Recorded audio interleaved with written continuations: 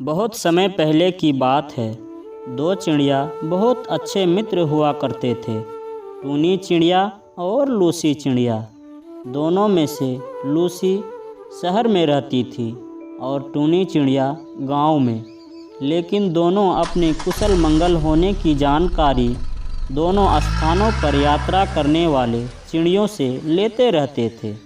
एक दिन शहर में रहने वाली लूसी चिड़िया का मन गांव में रहने वाले अपने मित्र टूनी चिड़िया से मिलने का हुआ और उसने ये खबर एक गांव जाने वाली चिड़िया की मदद से अपने मित्र तक पहुंचाई।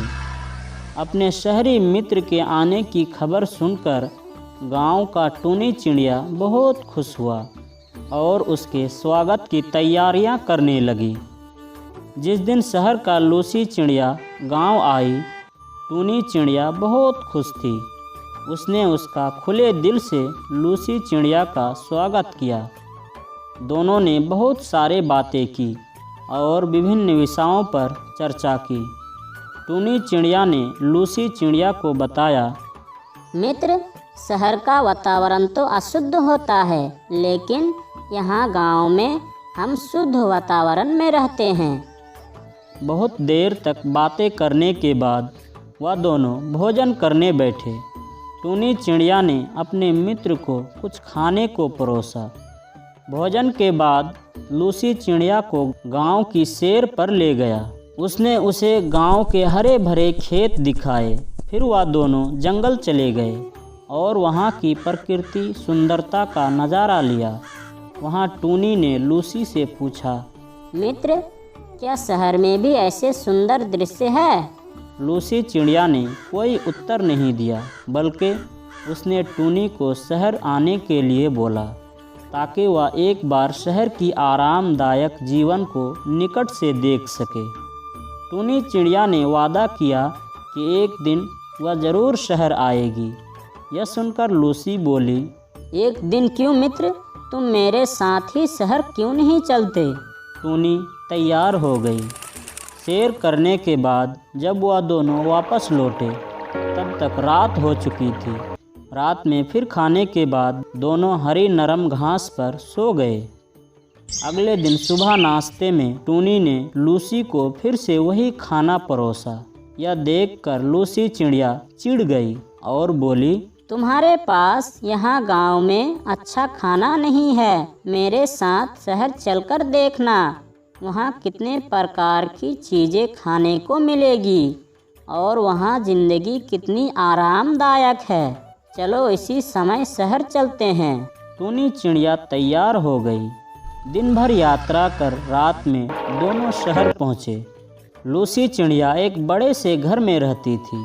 जब वह भोजन के लिए बैठे तो टूनी चिड़िया यह देखकर दंग रह गई कि खाने की टेबल विभिन्न प्रकार के भोजन से सजी हुई है।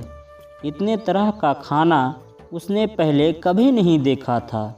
लूसी ने उसे भोजन करने के लिए कहा। दोनों भोजन करने लगे। टूनी चिड़िया को पनीर का स्वाद बहुत पसंद आई और उसने उसका टुकड़ा तुरंत ख़त्म कर दिया।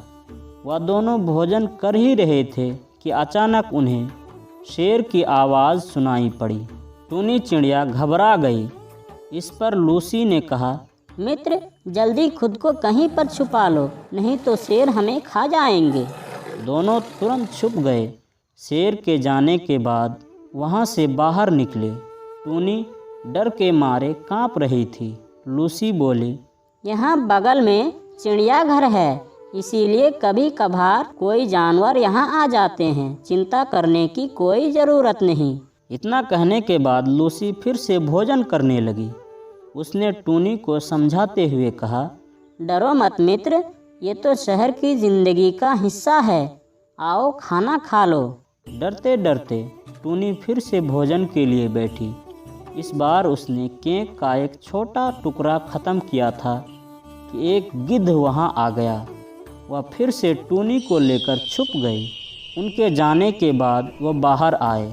इस बार टूनी चिड़िया और ज़्यादा डरी हुई थी और डरते हुए बोली, दोस्त, मुझे लगता है मुझे जाना चाहिए। इतने लजीज भोजन के लिए मैं तुम्हारा बहुत शुक्रगुजार हूँ, लेकिन यहाँ बहुत खतरा है। उसके बाद वह वहाँ एक क्षण भी नहीं रुकी और गांव के लिए निकल पड़ी। गांव पहुँचने के बाद ही उसने चैन की सांस ली और सोचने लगी, जिंदगी बहुत कीमती है।